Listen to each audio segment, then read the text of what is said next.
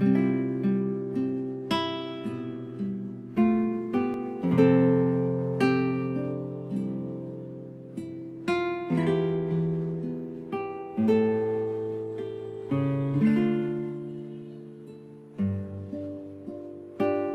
mabuting balita ng Panginoon ayon kay San Lucas.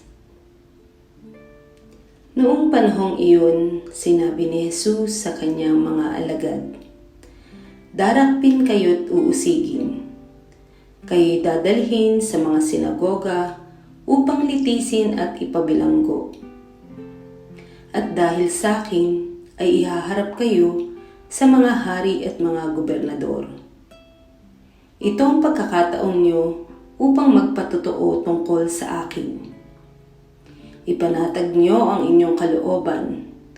Huwag kayong mababalisa tungkol sa pagtatanggol sa inyong sarili.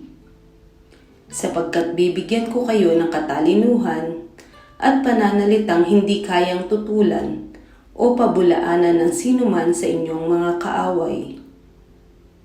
Ipagkakanulo kayo ng inyong mga magulang, mga kapatid, mga kamag-anak at mga kaibigan, at ipapapatay ang ilan sa inyo.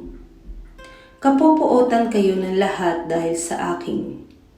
Ngunit, hindi mawawala ni isang hibla ng inyong buhok. Sa inyong pagtitiis ay tatamihin nyo ang buhay na walang hanggan."